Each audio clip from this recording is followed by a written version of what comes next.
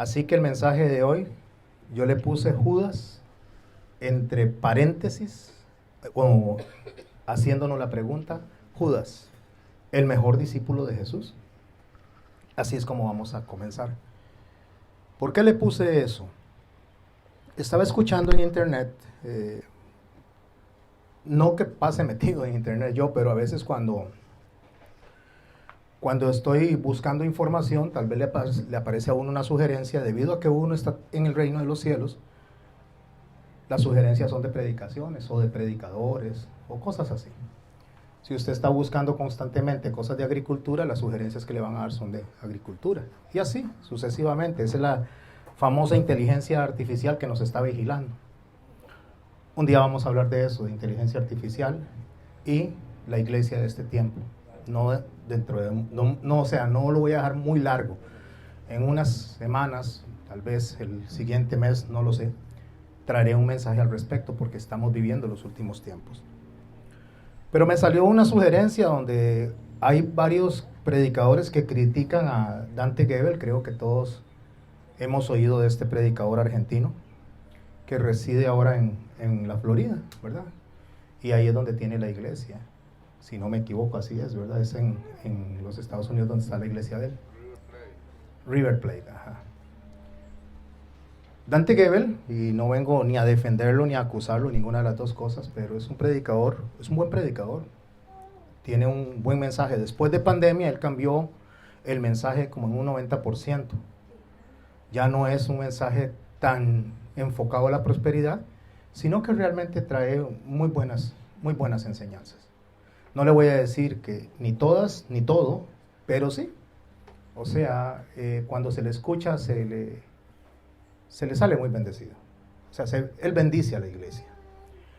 Debido a eso, el hombre tiene, pues, muchísimos seguidores. No sé si millones, creo que sí, o por lo menos cientos de miles, pero es un hombre muy reconocido. Y usted menciona a este predicador y todo el mundo, o no todo el mundo, pero casi la mayoría de los creyentes saben a quién nos referimos. Él hizo una predicación, no sé si hace poco o hace mucho, pero la crítica que sale es que Dante Gebel dice que Judas, y utilizó eso, fue el mejor de los discípulos en cuanto al arrepentimiento, fue el que mostró mejor el arrepentimiento. Y después dice que Judas realmente hizo más que Pedro y más que los demás, refiriéndose a la hora de que él se sintió mal por lo que había hecho. Algunos sugieren, de los que lo critican, que él dijo que Judas se había salvado. No dice eso. Yo oí todo, o sea, oí la porción y después me fui a escuchar todo el mensaje completo y él en ningún lado dice que Judas se salvó. No dice eso, porque sería ir en contra de lo que el mismo Jesucristo dijo. Pero usted sabe que la gente, por ganar popularidad, entonces critican a otro y ponen lo que les place como para que les presten atención. Entonces, como él es muy popular, digamos algo de él para que entonces nos sigan y nos busquen. Yo lo escuché, no le vi en realidad que fuera nada como lo estaban diciendo, que le llamaron hasta que estaba diciendo una herejía. No fue así, la verdad es que no. Si fuera así, yo se los diría y les diría que tuvieran mucho cuidado. No fue así. Creo que fue un buen mensaje. En mi opinión fue un buen mensaje si no se agarra y se tuerce. Si se puede ver realmente con el corazón y no con la mala intención de tratar de desacreditarlo, porque ¿con qué sentido se hace eso? Y de ahí me vino a mí un mensaje. El Señor, cuando estoy escuchando y analizando lo que Él hizo o dijo, Dios pone en mi corazón un mensaje y le llamé Judas y entre paréntesis, el mejor discípulo de Jesús.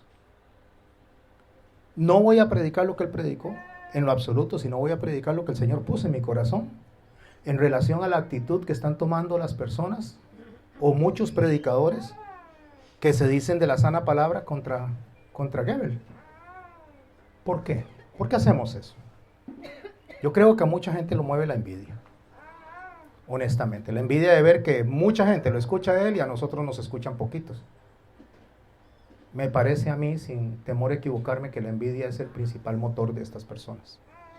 Entonces, desacreditémoslo. Y eso ha pasado también con Judas.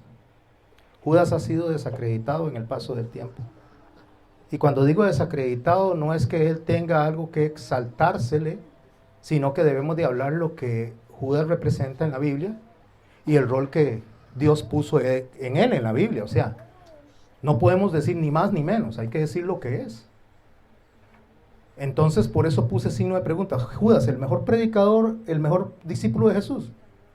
Tenemos dos respuestas. La una puede ser sí y la otra puede ser no. O la otra podría ser no sé. Hoy vamos a profundizar en eso. Porque yo creo que si nos podemos identificar con Judas nosotros y nos podemos identificar con el otro discípulo que lo usan como la contraparte, que es Pedro, porque casi siempre usted escucha Pedro y Judas. Pedro se arrepintió, Judas no. Pedro hizo lo correcto y Judas no. Creo que eso no es leer el texto bíblico en toda su dimensión. Todos traicionaron a Jesús. Todos salieron huyendo. No se quedó ni uno solo. Eso es lo que dice la palabra. Entonces no podemos predicar algo que la palabra no dice. Todos traicionaron esa noche a Jesús. Todos. Uno anticipadamente y los otros en la noche.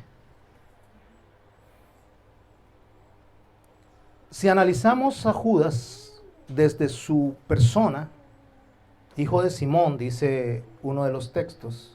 No sabemos cuál Simón. Simón es un nombre muy popular en ese tiempo. Como María era un nombre muy popular, como José era un nombre muy popular. Entonces, no sabemos cuál Simón.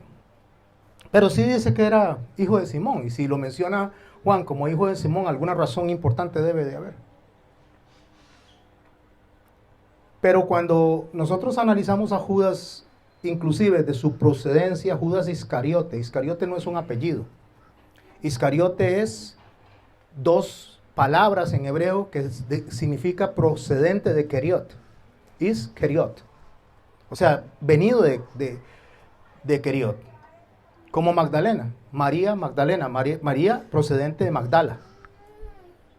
Los nombres, como eran tan comunes, se asociaban con el lugar de procedencia o se asociaban con el trabajo que hacían cada uno. Entonces así se diferenciaban. Allá está Judas de Keriot y allá está Judas de, vamos a decir, de Betania. No hay ningún Judas de Betania, pero quiero decirlo así, para decir cómo era que se identificaba. Ejemplo, aquí tenemos dos hermanos de nombre Alejandro. Nosotros es fácil, Alejandro Sequeira y Alejandro Campos, por el apellido. Pero que si no hubieran apellidos, ¿cómo decimos? Bueno, podríamos decir Alejandro, el esposo de Doris, para diferenciarlo de Alejandro, el esposo de Elisa. O podríamos decir Alejandro, el de la casa del fondo, Alejandro, el de la casa de al lado. Pero había que diferenciarlo. O sea, a Judas se le dice de Keriot. ¿Qué era Keriot? Keriot era un lugar de Judea, o sea, de la zona de Judea. Y en ese lugar de la zona de Judea, donde estaba Keriot, había muchos, hoy le diríamos terroristas, pero en ese entonces eran personas que se movían por las armas. Eran guerreros contra el imperio. Se le llamaban celotes. Y Judas venía de ahí, por eso hoy en día, cuando se habla de Keriot, se le dice, o Iscariote, se refiere a la sica también, a lo que es el puñalito que ellos usaban.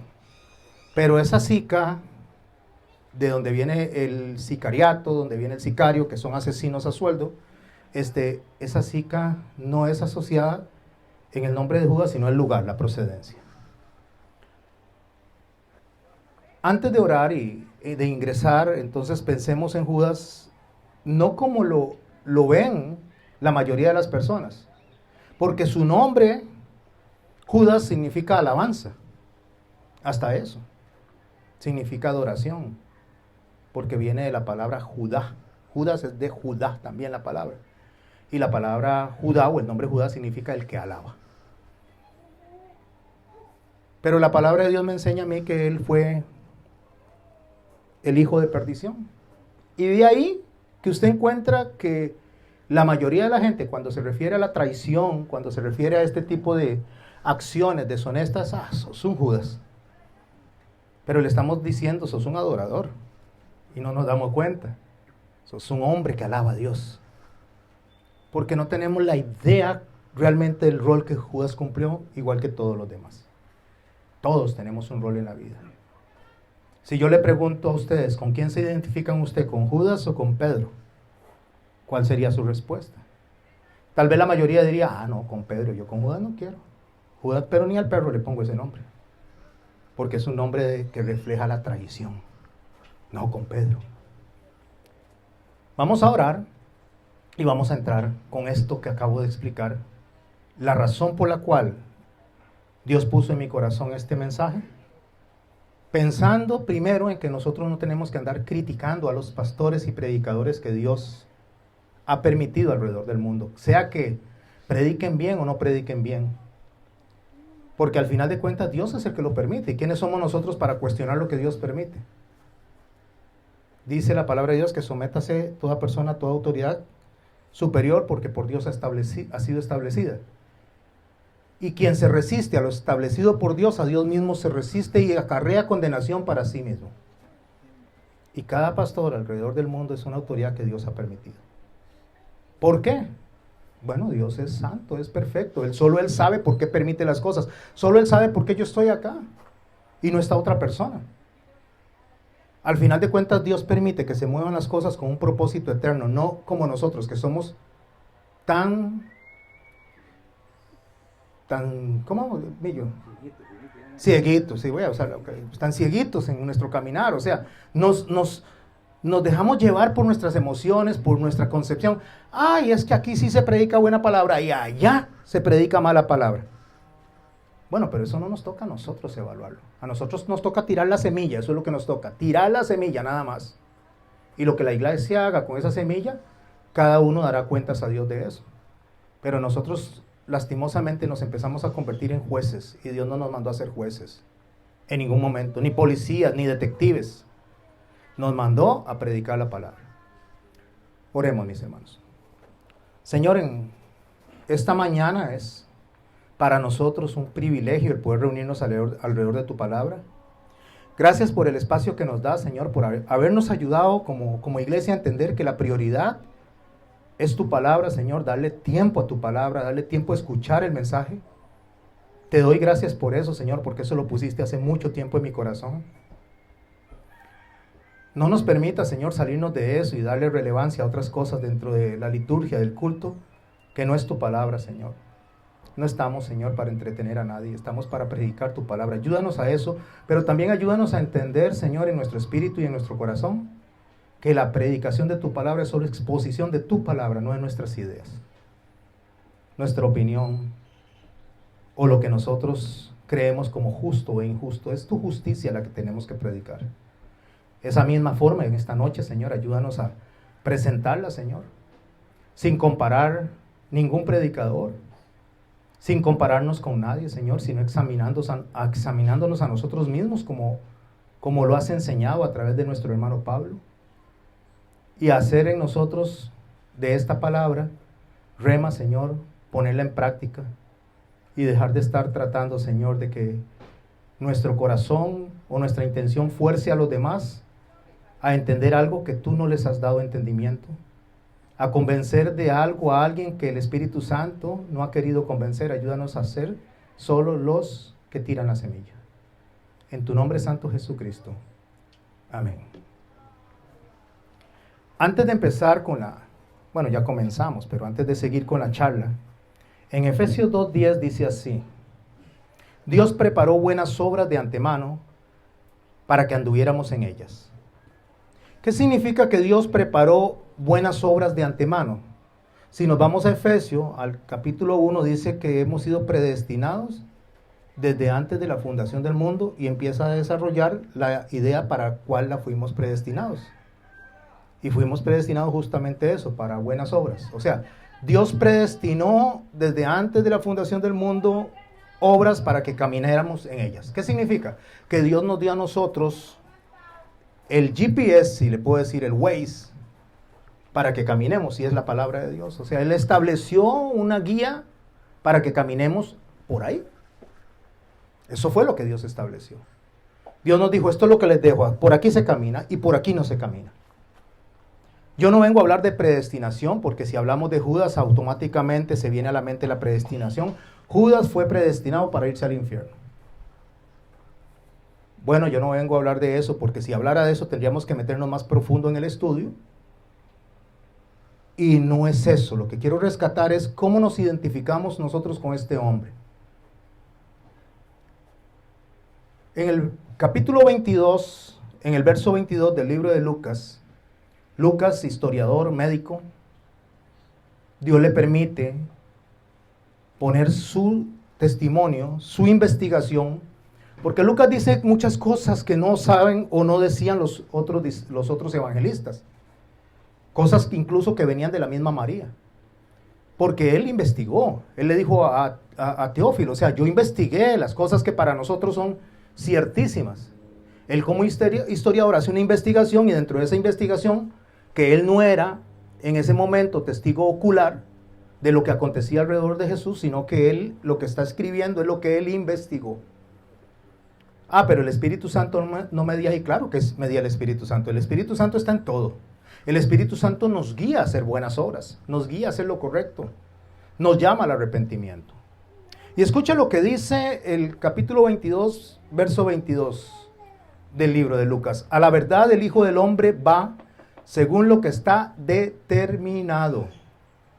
¿Qué significa algo que está determinado? La palabra es horizo, en griego, es prefijado, declarado, designado. En el caso de nosotros es lo que está profetizado. O sea, el Hijo del Hombre va a cumplir, refiriéndose a Jesús, lo que está profetizado.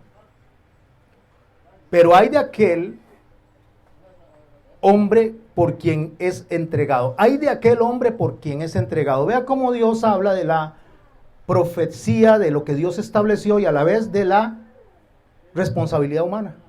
O sea, Dios dice, por aquí se camina, pero hay una responsabilidad humana, y es lo que dice. Hay de aquel hombre por el cual será entregado. ¿Por qué dice eso la palabra de Dios? Porque nos dice a nosotros que Judas tuvo una responsabilidad humana en lo que hizo. Y Dios tiene una declaración profética de lo que va a pasar. El verso 23, entonces ellos comenzaron a discutir entre sí quién de ellos sería el que había de hacer esto. ¿Quién? ¿Qué era lo que discutían ellos? Estaban discutiendo quién lo iba a entregar. Ya solo aquí me dice que todos, absolutamente todos los discípulos se preguntaban unos a otros, ¿quién de nosotros será? ¿Por qué se preguntaban quién de nosotros será? Si aquí entra alguien y dice, es que alguno de ustedes me va a robar cuando voy para mi casa. Y nosotros nos preguntamos, ¿quién será? ¿Seré yo? ¿Quién será? ¿Será Eric? ¿O quién será? ¿Será Doris? Cuando nos preguntamos todos eso es porque nosotros no tenemos idea de quién de todos, porque no nos vemos como ladrones. Entonces uno dice, ¿cuál de todos los que está acá? Si a ninguno, todos son hermanos amorosos, agradables, son personas con las cuales yo puedo convivir tranquilamente. ¿Cuál será? ¿O será que yo mismo soy el que se va a equivocar? Pero recordemos que no lo está diciendo cualquier persona, lo está diciendo Jesús, Dios, omnisciente, omnipresente.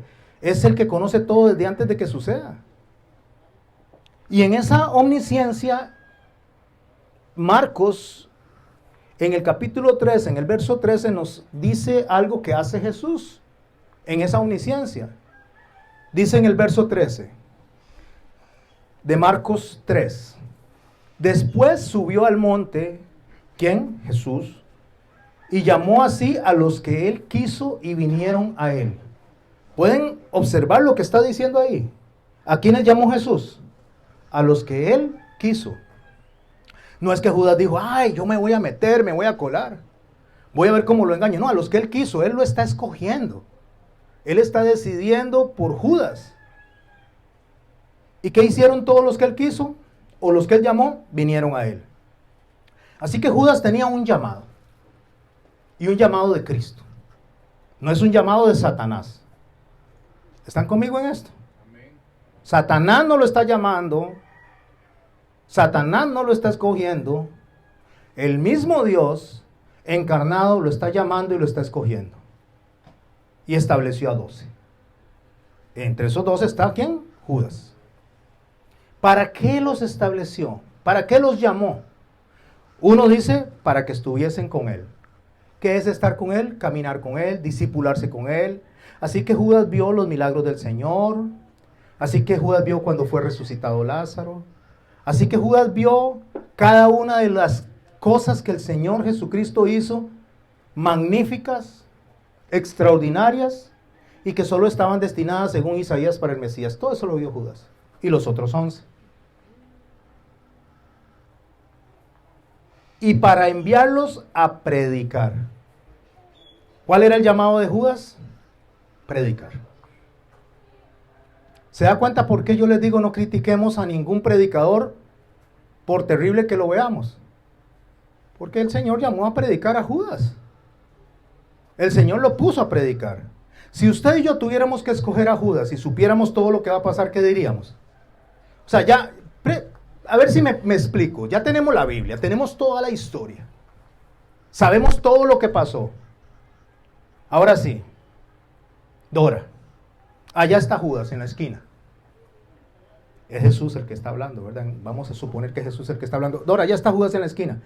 Llámalo para que venga y me siga. ¿Qué diría Dora? No, no, Señor. Te va a entregar, hombre.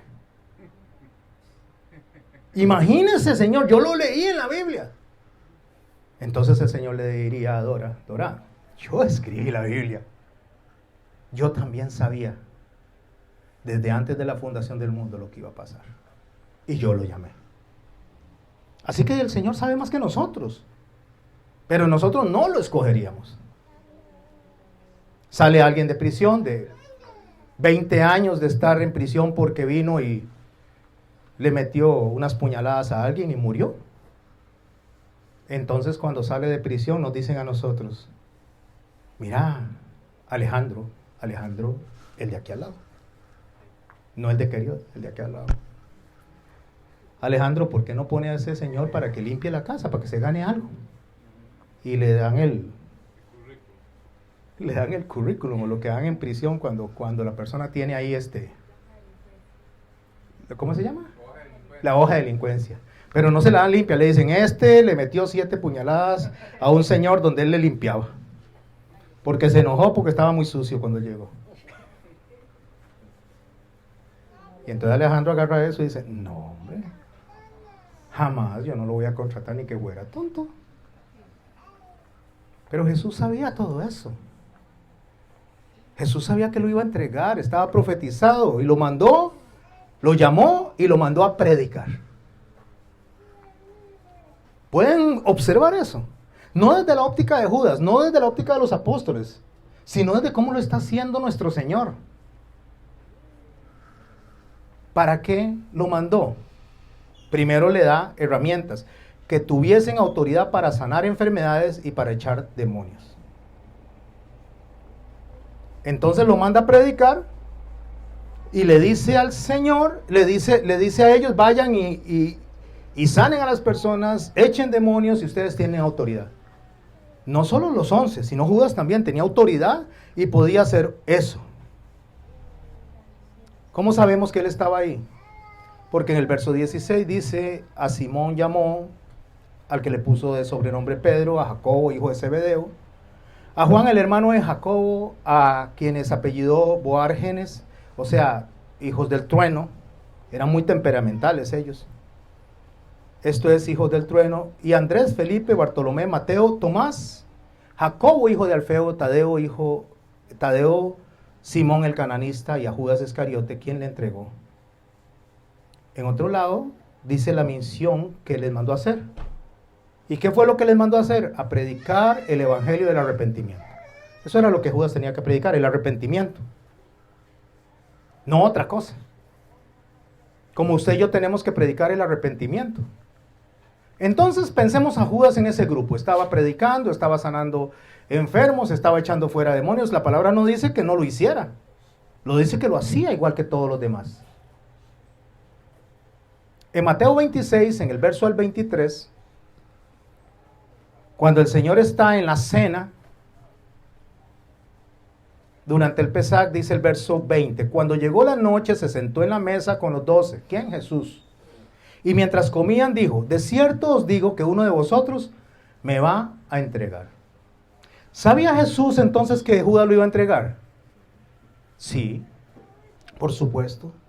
Imaginémonos que yo sé que alguien está haciendo algo contra mí. Vamos a imaginarnos, voy a decir que don Alejandro Sequeira, el pastor de acá, para no usar a ninguna otra persona y después entonces se vayan a sentir tal vez alguien resentido. Porque no es mi intención, es solamente tratar de traer una imagen de lo que está pasando ahí. Entonces don Alejandro Sequeira se va por allá y con uno de ustedes habla, es que el pastor me cae pero re mal. Es que el pastor sí es re odioso. Y yo sé que está haciendo eso. Es que el pastor cuando venga le voy a apagar el sonido para que no pueda predicar.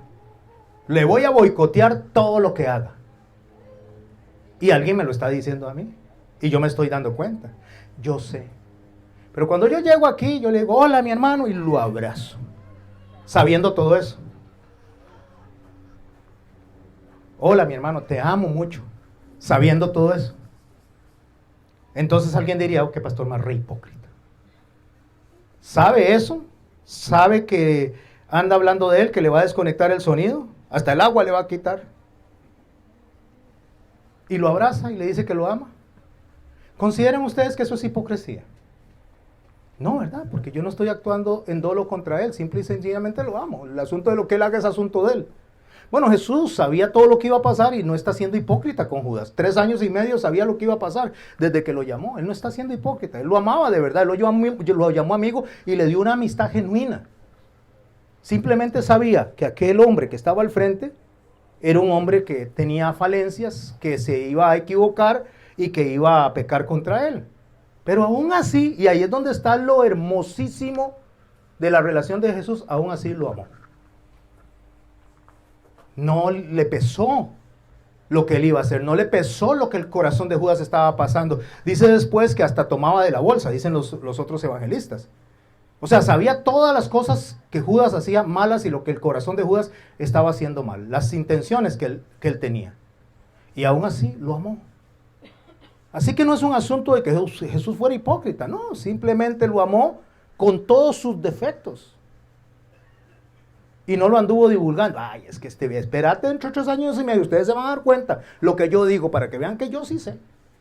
Judas me va a entregar. No, él dejó que transcurriera todo como el Padre lo había establecido y él dijo muy claro, cuando le dijo a la misma María, cuando ella le dijo a él que pusiera el agua en vino, o sea, que la convirtiera, él dice, mujer, todavía no es mi hora. Hay cosas que tienen un tiempo, el tiempo de Dios, y no hay que anticiparlas. ¿Sabe cómo es eso? Eso es como cuando alguien llega al hospital y le sacan un diagnóstico y le dicen, toma, tienes esta enfermedad. Es una enfermedad terminal. Y la gente se tira al suelo, se rasga los velos y todo eso, y ay, estoy muerta.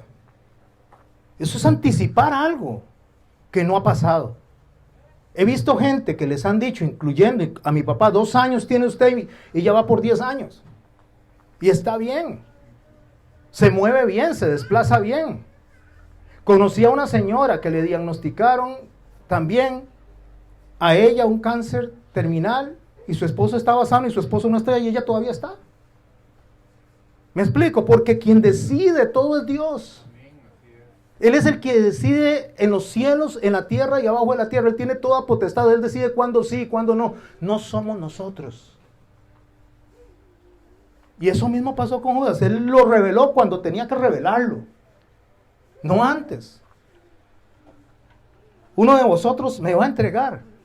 Y entristecidos, dice el verso 22 de Mateo 26. Y entristecidos en gran manera comenzó uno a decirse entre ellos... repito, comenzó cada uno de ellos a decirle, ¿soy yo, Señor? ¿Quién le estaba preguntando a él eso? Todos estaban desconfiando de sí mismos. ¿Será que yo voy a hacer eso? ¿Será que yo me voy a equivocar? ¿Será que yo soy el que voy? Nadie sospechaba de Judas. Sospecharon de Judas hasta que pasó todo lo que pasó. Y no es que sospecharon, sino que dijeron, ahora entiendo. Ahora entiendo por qué ese señor iba cuando el esposo se salía de la casa e iba a trabajar de esa señora y ese señor llegaba a llevarle guayabas. Ahora entiendo, sí, ¿por qué se divorciaron? Ahora entiendo que ese que le llevaba guayaba se quedaba desde las 7 de la mañana hasta las 5 de la tarde. ¿Cómo es tanto tiempo ahí metido? No sé si me estoy explicando. Cuando pasa algo, es como cuando una mujer, el hombre la traiciona. Entonces empieza a asociar y dice, ay, ahora entiendo.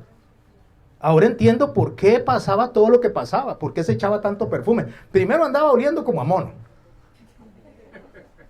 No le importaba nada, papito, mira, échate un poquito de perfume, vení para plancharte la camisa. Ah, no quiero nada, no, yo soy así, yo vuelvo a hombre.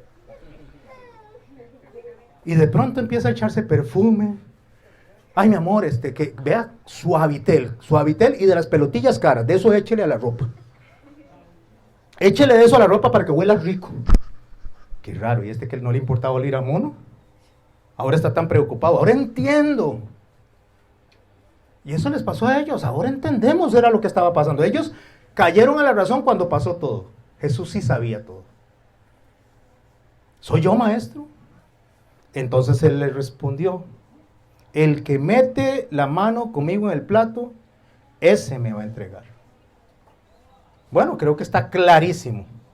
Porque a la par, a la derecha se sentaba el mejor amigo de los que estaban cenando.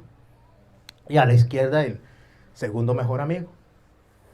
Para usted meter la mano en el plato, que era que se usaba una especie como de arepitas, esos son lo que les llaman migajas de pan, cuando la mujer de Ciro Fenicia viene y le dice, hasta los perrillos toman de las migajas que caen de la mesa, se está refiriendo a esas arepitas. Es un pan planito, parece como una focaccia. Entonces con eso sopeaban, entonces comían. Y a veces lo que quedaba, eso ya guango, lo tiraban al suelo y eso era lo que comían los perros. A eso le llamaban migajas, no las migajitas que conocemos nosotros, sino el sobrante de que estaba babiado. Ese sobrante babiado caía al suelo y los perros lo comían. Bueno, eso se tomaba y se alimentaba, se le daba al otro, y cuando había una cercanía de amistad, no es que yo comía o lo tomaba en la mano y se lo daba al otro en su mano, se le daba en la boca al otro. Eso mostraba la cantidad de amor. Es como que Doris esté comiendo con don Alejandro y esté sentada ahí, esté comiéndose un arroz con leche riquísimo y le dice, ¿está rico? Sí, mi amor. Y entonces Doris agarra un poquito y le da en la boca. Y Alejandro come. Y entonces él dice, ay, muchas gracias. ¿Pueden ver la escena de amor? Bueno, él dice, el que tome de mi mismo plato, dice, el que come conmigo en mi plato, ese es el que me va a entregar. En Mateo 26, en el 14 al 16, recuerde que estamos analizando a Judas. Si no me da tiempo de terminar la clase hoy, porque yo le llamo más clase que prédica. Yo más enseño que predico. Yo no soy predicador, yo soy maestro. Y la gente dice, no, pero no es lo mismo. No, no es lo mismo. No es lo mismo. En Mateo 26, 14 al 16 dice, entonces uno de los 12, que se llamaba Judas Iscariote, fue a los principales sacerdotes y les dijo, ¿qué me queréis dar si yo os lo entregare? Ahí se empieza a cumplir lo que el Señor le dijo. Pero esto se da antes de la cena. Antes de que el Señor le diga que el que come del plato conmigo o extiende la mano en el plato conmigo me va a entregar. Entonces el Señor ya todo esto lo tenía en su corazón, ya lo sabía que iba a pasar. Y aún así lo dejó participar en la cena. Pero resulta que aquí viene alguien, ejemplo, vamos a hacer la cena, nos vamos a preparar para la partición del pan. Y viene Benigno, y Benigno viene enojado, zapateando, no, es que estoy enojado. Millo me habló muy feo, no quiero hablar con Millo, que se siente allá y yo me siento al otro lado. Y entonces vamos a repartir la cena. Pero usted no, Benigno, usted no puede tomarla, porque usted está enojado. Y el Señor no dice eso, el Señor no dice que examinemos a los demás, el Señor dice que cada uno se examine a sí mismo. Nadie nos manda a examinar a los demás, en ningún lado de la Biblia dice examine a los demás a ver si puede o no puede hacer la partición del pan, no dice eso, dice a los Corintios, Pablo le dice que cada uno se examine a sí mismo, o sea, usted debe de analizar si realmente está en una posición correcta de discernir el cuerpo de Cristo. No si es salvo o no es salvo, no, el salvo va a tener la intención de hacer las cosas que Dios quiere. Es si estoy con un corazón que no está bien delante de Dios, entonces ¿qué dice el Señor? Vaya y arrepiéntase, vaya y pida perdón.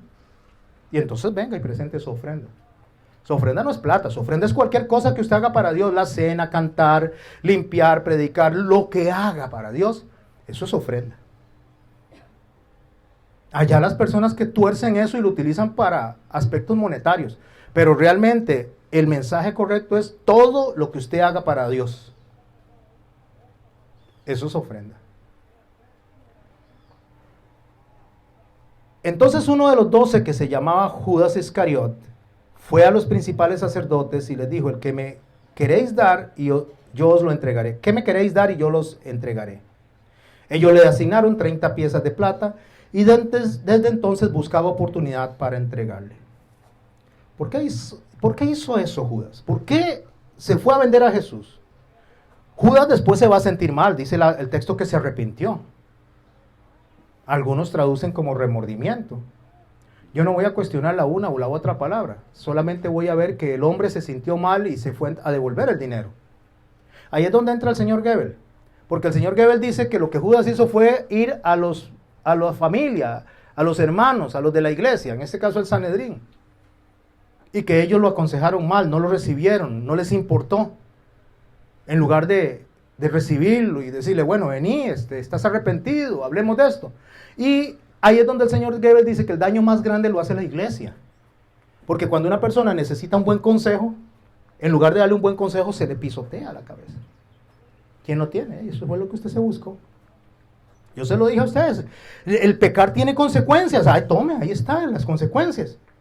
No, eso no es lo que nos llamó a nosotros a hacer. Jesucristo nos llamó a amar como Él amó, y cuando Él amó de esta manera. Una mujer había sido traída para ser apedreada porque había adulterado. ¿Había adulterado? Sí. ¿Cuál era el castigo? Morir a pedradas. Y Él, que era el único que era moralmente autorizado para tirar la piedra, no lo hizo. Dio compasión, dio misericordia, dio perdón. Y nosotros, que somos un montón de pecadores, lo que hacemos es terminar de ponerle el zapato encima al otro. Ay, es que vistes a Eric lo que está haciendo. Allá, espérese a que lo vea. Va a ver la lavada que le voy a pasar. Le voy a decir: y usted, Eric, viene a la iglesia, viene y canta, y mire lo que está haciendo. No, eso no nos mandó Dios a hacer.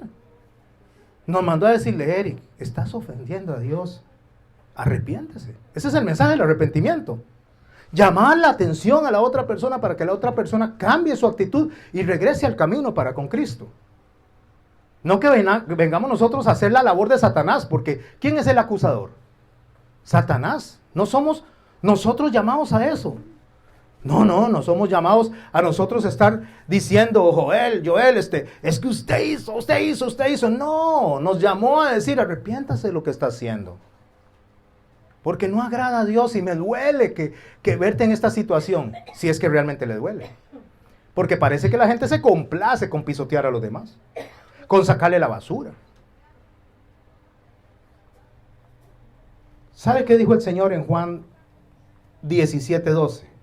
Cuando estaba con ellos en el mundo, hablando con los discípulos, yo los guardaba en tu nombre. Y a los que me diste, yo los guardé. Y ninguno de ellos se perdió. Y aquí viene una frase controversial: sino el hijo de perdición, para que la escritura se cumpliese. Cuando él dice aquí que es el hijo de perdición, él sí está diciendo que Judas se perdió. No podemos decir que Judas se salvó porque Jesús lo definió. Ni usted ni yo podemos decir cuando alguien se pierde o alguien se salva. No, ay, es que se murió tal persona porque se suicidó y se fue al infierno. Ni siquiera ahí. Y le voy a decir por qué. Porque la palabra de Dios dice que Dios aborrece al que condena al justo o al que perdona al pecador. ¿Qué significa eso? Que Dios odia, aborrece, rechaza al que dice que una persona se salvó o una persona se fue al infierno. Porque no nos toca a nosotros, es el Espíritu Santo el que da declaración de dónde esa persona fue o no fue. A nosotros nos podemos decir: no, esa persona no actuaba correctamente, pero a dónde se fue, eso le toca al Señor. De ahí que en la última comparecencia, el Señor a muchos les dirá: en aquel tiempo muchos me dirán: Señor, Señor, en tu nombre hicimos milagros, profetizamos, sanamos. Y yo les diré cómo, apartados de mí, hacedores de maldad. Y los manda al fuego eterno. ¿Por qué? Porque esas personas creían que por lo que hacían eran salvas. Y nosotros no somos salvos por lo que hacemos, sino por lo que Cristo hizo en nosotros. Eso es lo que nos salva. Entonces, cuando él dice hijo de perdición, es una declaración de Cristo de dónde Judas terminó. Pero Cristo, no nosotros. Déjeme decirle que la palabra perdición se compone de dos palabras. Huios en griego y apoleia. Huios es hijo y apoleia es muerte o destrucción. O sea, lo que está el Señor enseñando aquí, cuando dice el hijo de perdición, está diciendo el hijo de la muerte. O sea, no se perdió ninguno, sino el hijo de la muerte. Es lo que está diciendo. Si usted traduce el texto de manera etimológica, lo que él dijo es, Judas, el hijo de la muerte, es el único que se perdió. A ver si me explico un poquito más con la misma Biblia. Salmo 51, verso 5.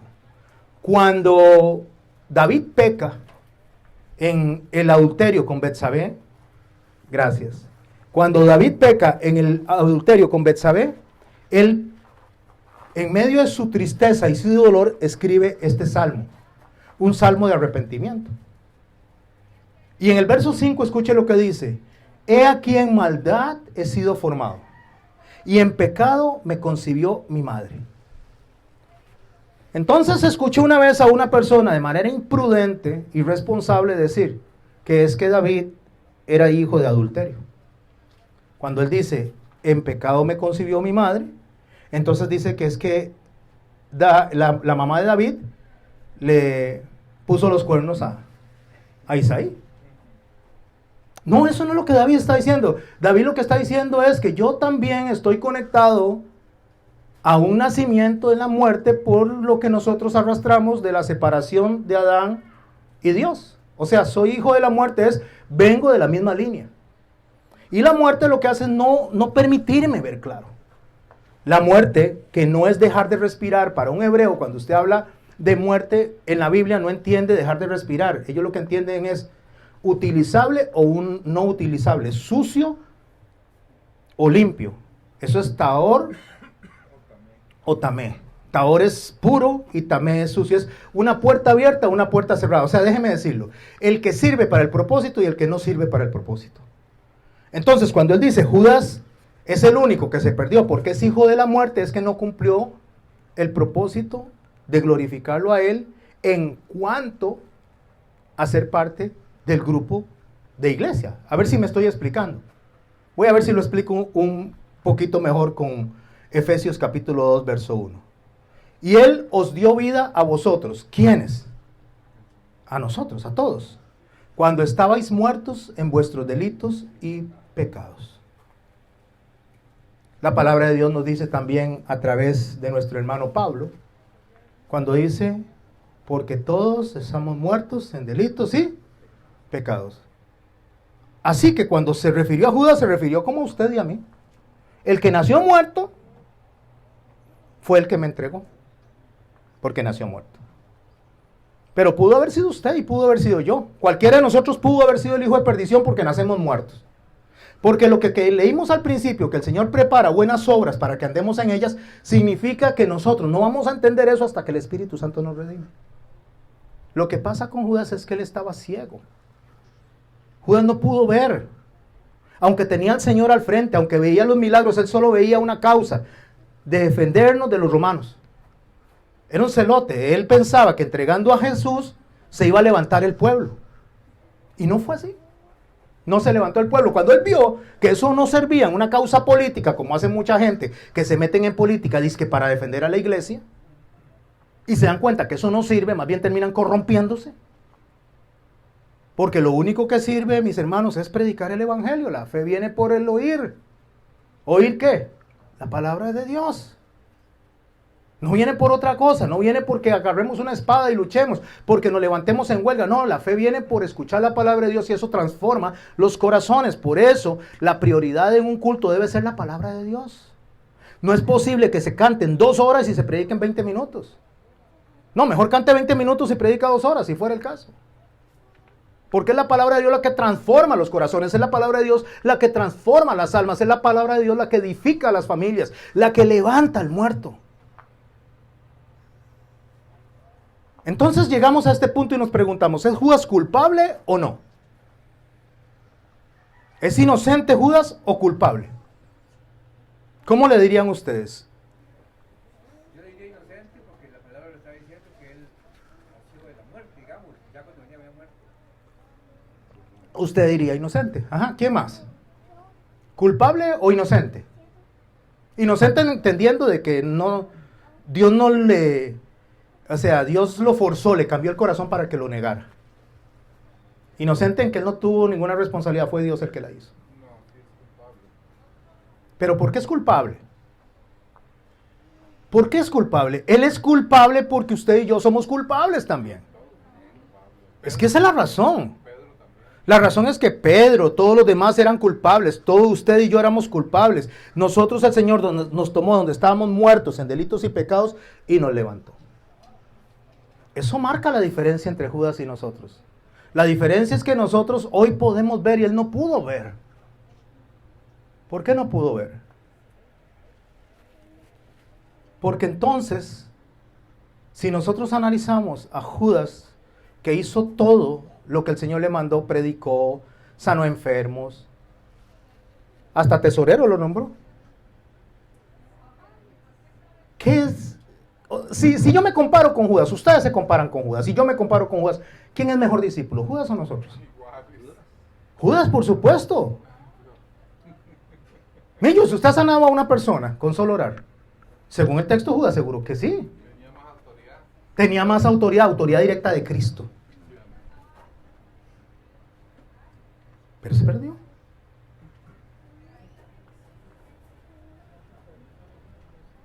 Romanos 9. Porque ahí es donde sale, qué barbaridad, eso fue culpa de Dios entonces. Romanos 9, verso 14. ¿Qué pues diremos? ¿Que hay injusticia en Dios? De ninguna manera, dice Pablo. Pues a Moisés dice, tendré misericordia del que yo tenga misericordia, me compadeceré del que yo me compadezca. Así que no depende del que quiere, ni del que corre, sino de Dios que tiene misericordia. Porque la Escritura dice a Faraón, para esto mismo te he levantado, para mostrar mi poder y para que mi nombre sea anunciado en toda la tierra.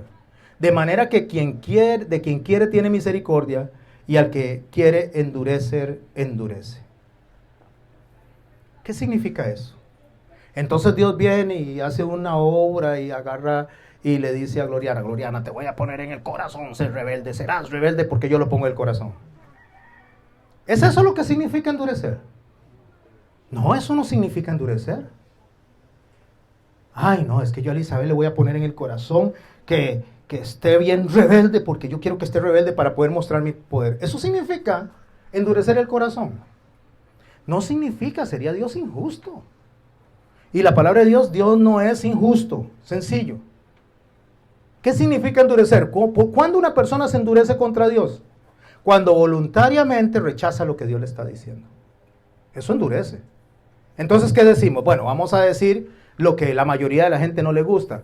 La mayoría de la gente no le gusta que nosotros digamos, ejemplo, vamos a poner, obedeced a vuestros padres en el Señor. Y no les gusta ¿por qué? Especialmente los jóvenes. ¿Y por qué la voy a obedecer? Si mi mamá es una alegadora, una histérica. Mientras no vaya contra su dignidad, mientras no le diga, vaya, fume marihuana, si le dice, aunque le sea histérica, le dice, vaya, arregle los platos y recoja las cosas, vaya y lo recoge. Porque aquí no se trata de si su mamá es muy amable o no, se trata de que hay que obedecer. ¿Me explico? Y así muchos mandamientos más. Entonces, cuando él le dice a Faraón, deja ir a mi pueblo, ¿qué dice el Faraón? No. Se endurece. ¿Por qué? Porque él le dijo, para que me adoren en el desierto. Pero Faraón, como él se consideraba Dios, él decía, no, al que tienen que adorar es a mí. Ahí está, mis hermanos, el problema. El problema es que nos endurecemos cuando queremos rechazar la palabra de Dios. Y eso es lo que dice el texto. Entonces dice el verso 19, pero me dirás, después de que les explique todo esto, ustedes me pueden decir, entonces, ¿por qué me inculpa? sea, ¿por qué él me acusa a mí? ¿Por qué me inculpa? ¿Por qué culpa a Judas? Porque ¿quién ha resistido la voluntad? Siguen preguntándole, o sea, ¿por qué me culpa si Dios es el que tiene todo el poder y él hace lo que quiere? Mas antes, dice Pablo, ¿quién eres tú, hombre, para que alterques con Dios? ¿Quién se cree usted para que le esté diciendo a Dios qué hacer y qué no hacer? Y Pablo sigue diciendo, le dirá el vaso de barro al que lo formó, ¿por qué me has hecho así? ¿Por qué me hiciste tan guapo? Tan simpático. No. ¿Por qué me hiciste así? ¿Por qué yo soy tan eufórico, tan histérico? ¿Por qué soy así? ¿Por qué me enojo? Para mostrar su gloria. ¿Cómo? Entonces Dios me hizo enojón para mostrar su gloria. Sí, para que cuando yo cambie por el Espíritu Santo la gente diga, ¿qué pasó ahí? ¿Qué pasó en ese corazón? ¿Qué pasó con esa persona? ¿Sabe qué pasó? Que hubo una conversión y entonces la gente dice, yo quiero de eso. ¿Y qué? Si Dios, queriendo mostrar su ira, hacer notorio su poder, soportó con mucha paciencia los vasos preparados para destrucción y para hacer notorias sus riquezas y su gloria. La mostró para con vasos de misericordia y la mostró de antemano para gloria. ¿Qué significa? Significa, bueno, entonces Dios hizo a unas personas con un temperamento fuerte y a otras dóciles, a unos obedientes y a otros más explosivos, como Juan y el hermano que le decía hijos del trueno. Pero ellos se convirtieron y al día de hoy los leemos y seguimos sus consejos pastorales, porque eran hijos del trueno, eran violentos y se volvieron mansos. ¿Mostró su gloria a Dios o no? Pero ¿qué pasa si todos somos así, como ositos cariñosos, abacho? ¿Cómo hacemos para reconocer que Dios viene y cambia los corazones?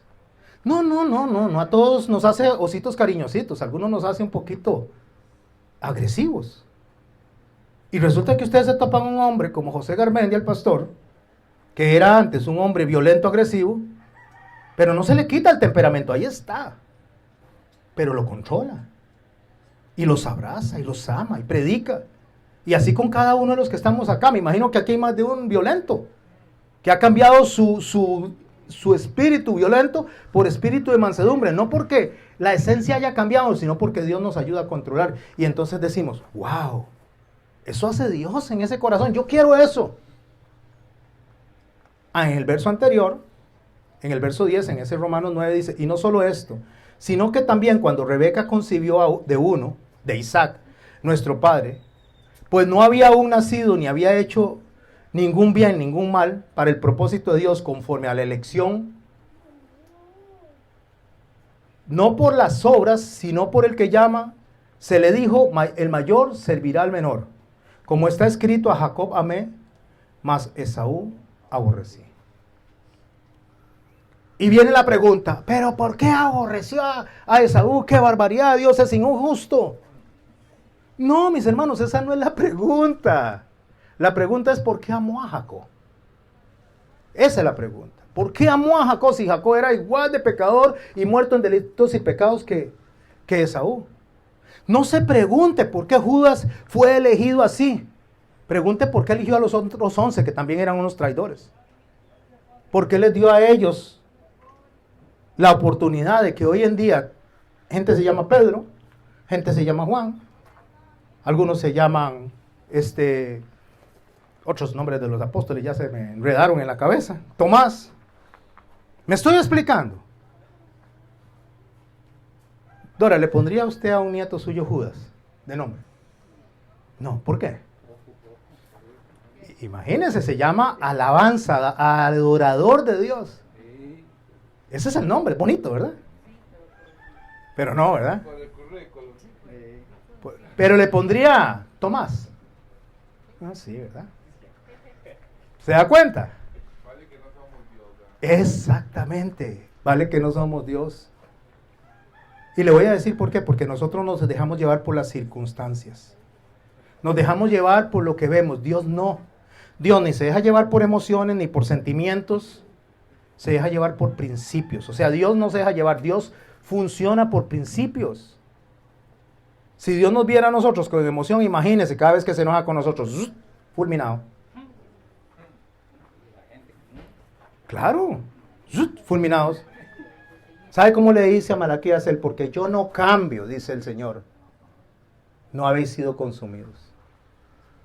Porque yo soy Jehová y no hombre. ¿Tenía Judas buen testimonio? Sí, claro, los demás no lo notaron, ¿no? ¿Administraba el dinero? Sí, claro, los demás más bien se dieron cuenta hasta después. Es más, ellos ni siquiera estaban convencidos de que ellos fueran leales. Entonces, ¿era Judas inocente o culpable? Culpable. ¿Somos nosotros inocentes o culpables? Culpables. ¿Eran los otros 11 apóstoles inocentes o culpables? Culpables. Todos somos culpables. El problema no es quién es inocente o quién es culpable. El problema es que no reconocemos realmente quién es el inocente, el santo, el perfecto, quien murió para que nosotros seamos vistos como inocentes, aunque no lo seamos. ¿Sabe qué significa la palabra inocente? Sin pecado. Eso significa inocente. Cuando usted dice, ay, es que es inocente, no. Usted en un juicio podría decir no culpable, pero no inocente. Es no culpable, no responsable de eso. Pero inocente solo hay uno. Nada más. Y porque ese inocente murió por nosotros y nos cubre con su sangre, por eso Dios nos ve como nos ve. Dejemos de ser tan crueles con los Judas. Y le voy a decir que dejemos de ser tan crueles con los Judas por una razón. Porque nosotros también somos Judas. Voy a hacerles unas preguntas para ir cerrando en estos minutos la presentación, la charla. Levantando la mano, a los que les voy haciendo esta pregunta, ¿quién se enojó con alguien, alguna persona, un hermano o no hermano durante este mes? Levante su mano. ¿Alguien se enojó? ¿O todos han estado sin enojarse ni un solo instante? Levante su mano. Ok, culpables. Culpables de asesinato, eso dijo Jesús. Si te enojas con tu hermano, ya lo mataste. ¿Quién en algún momento vio durante este año o este mes a alguien pasar con algo muy bonito y usted dijo, ay, si yo tuviera eso? Ay, es que yo no sé por qué a él y yo no, yo que oro y yo que predico y yo que hago es. ¿Quién se ha sentido en algún momento así? Levante su mano. Culpables. ¿Quién ha desobedecido en algún momento a las autoridades, a alguna autoridad? Tal vez no de manera directa, explícita, pero sí implícita. En la cabeza, lo hago porque no me queda otra alternativa. ¿Quién ha desobedecido a la autoridad? Culpables. Ajá. Culpables.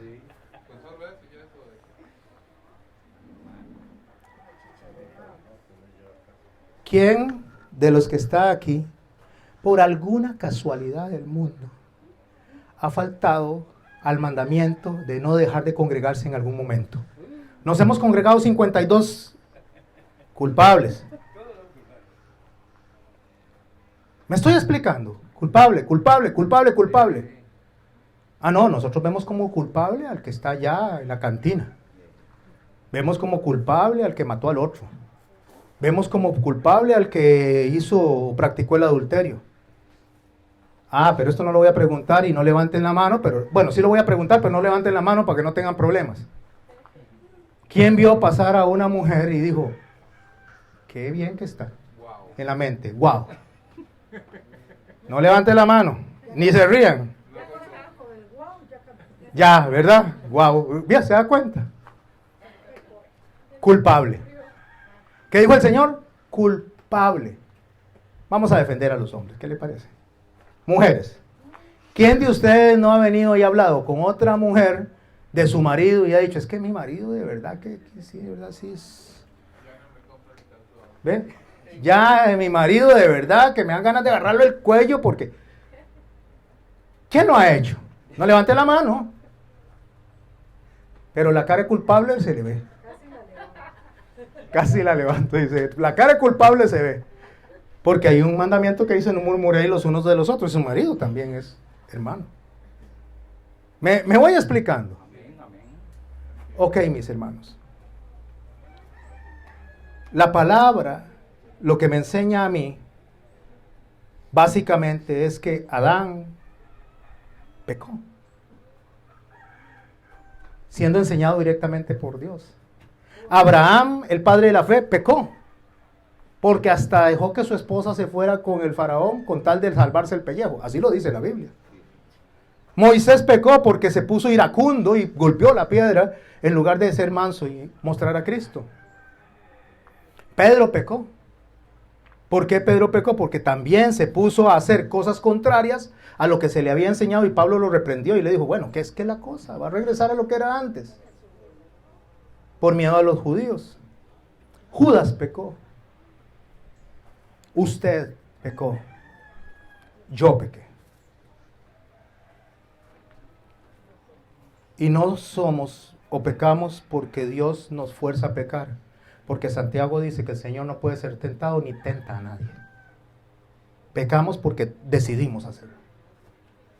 Pecamos porque estamos viviendo en un cuerpo con debilidades, con temperamento débil, porque estamos en un proceso de formación. Con unas preguntas deseo cerrar y leer un pedacito del Salmo 135. Y son estas las preguntas que quiero hacerles. Cuando les digo, Dios no puede ser tentado ni tienta a nadie. Y mi pregunta es, cuando usted se ha equivocado, cuando usted ha pecado, ¿a quién responsabiliza? ¿A Dios? ¿A la persona que usted dice me hizo enojar? No, no me hizo enojar esa persona. Yo me enojé porque quise. Porque tengo algo que se llama templanza, que es control y dominio propio. Yo puedo decir lo mismo que dije, pero sin ira. Puedo estar enojado y hablar con tranquilidad y decir, no me gustó eso. Lo que hiciste me lastimó, me ofendió y no lo voy a permitir. Pero cuando yo le digo, es que vos sos un desgraciado, ya me hiciste pecar, viste, yo que vengo de la iglesia. No, él no me hizo pecar, yo pequé. Yo decidí. Porque cuando el Señor me enseña a mí que todos esos hombres pecaron, nos enseña que no los pongamos de ejemplo. Que veamos las virtudes, pero no olvidemos los defectos. Porque el modelo de nosotros a seguir se llama Jesucristo. Él es el que tenemos que seguir, a Él tenemos que imitar. ¿Y sabe qué hizo Él? Que cuando lo maldecían, bendecía. Que cuando lo atacaban, callaba. ¿Por qué era un cobarde? No, jamás. Porque realmente Él estaba mostrando lo que nosotros tenemos que hacer. Judas sabía lo que tenía que hacer. Judas sabía perfectamente lo que tenía que hacer. Pero no lo hizo. No tenía que correr a los sacerdotes. Tenía que correr a Dios y pedirle perdón. Eso fue lo que el señor Goebbels quiso decir. Corrió a los sacerdotes y en lugar de aconsejarlo bien, hicieron que se sintiera como se sintió y se suicidó. Pero no, mis hermanos, la decisión fue de él. Cualquiera de las dos decisiones fue de él. Así que al final de cuentas es su decisión y es la mía. ¿Corremos a Cristo o corremos al consejo equivocado? Yo le aseguro que el consejo equivocado nos puede llevar hasta el suicidio. Y el consejo bueno nos puede llevar a Cristo. Porque es nuestra decisión. Salmo 135, verso 6. Todo lo que Jehová quiere lo hace. En los cielos y en la tierra, en los mares y en los abismos. Hace subir las nubes de los extremos de la tierra. Hace los relámpagos para la lluvia. Saca de sus depósitos los vientos. Él es quien hizo morir a los primogénitos de Egipto, desde el hombre hasta la bestia. Envió señales, prodigios en medio de ti, oh Egipto, contra Faraón y contra vuestros siervos. ¿Y sabe cómo dijo Job? Hemos de recibir de Dios lo bueno y no lo malo. Y en todo esto, dice la palabra de Dios, Job no halló despropósito alguno en lo que Dios estaba haciendo. Dejemos de estar buscando por qué Dios escogió a Judas o para qué lo escogió. Porque ya dice la palabra que lo escogió para que fuera a predicar, para que fuera a sanar, para que fuera a expulsar demonios. Pero el corazón de Judas, que estaba muerto en delitos y pecados, decidió ir contrario a Cristo. Decidió ir a los hombres. Decidió ir al Sanedrín. Mi hermano y mi hermana, busque usted el consejo pastoral, sí está bien. Busque usted el consejo de hermanos, sí está bien. Pero antes de eso, antes de ir al pastor, antes de ir a los hermanos, enciérrese en su aposento, doble las rodillas y vaya delante de Dios y arrepiéntase. Porque al final de cuentas es el consejo perfecto el que va a recibir del Espíritu Santo. Porque si usted se pone en las manos de las personas, podría ponerse en las manos de la persona equivocada y terminar haciendo lo que es incorrecto. Charol llegar a donde una persona y decirle, vieras que es que Joel no le quiere dar chupón a bebé. ¿Qué hacemos? Ay, no, hombre, déjelo botado, ¿para qué le aguanta? Y hay miles de otros haciendo fila. O le puede decir, hey, ¿no será que le da miedo darle chupón? Tal vez si le enseñamos, tal vez no tenga miedo y le dé chupón. El consejo va a venir de una persona que está en sintonía con Cristo o una persona que está en sintonía con Judas. Pero no es culpe a Judas, sino que en lugar de culpar a Judas, vaya hacia Cristo. Así no tiene que culpar a nadie, porque todos somos culpables. Padre, en el nombre de Cristo te doy gracias por la hermosa bendición que traes a través de tu palabra. Gracias por el amor, el consejo. Gracias por el Espíritu Santo, Señor, si pudiéramos entender la maravilla que es tener al Espíritu Santo. Que Él es el que está ministrando esta mañana nuestros corazones, hablándonos y diciéndonos cuán pecadores somos y cuán, Señor, privilegiados somos que hayas venido a derramar tu sangre por nosotros. Gracias, Dios, por eso. Gracias, Señor Jesucristo, por eso. Gracias, Espíritu Santo, por eso. Disponemos a irnos a nuestras casas y por favor lo que hemos aprendido hoy, Señor, no dejes que se nos vaya. No dejes que seamos oidores olvidadizos. Guárdalo en nuestros corazones. Márcanos, Señor, para que entonces el día que tomemos las decisiones, aprendamos a tomar las decisiones correctas. Y toda decisión correcta sabemos, Señor, que es hacia ti. Como nuestro hermano amado Pedro dijo, ¿a quién iremos si no es a ti? Solo tú tienes palabras de vida.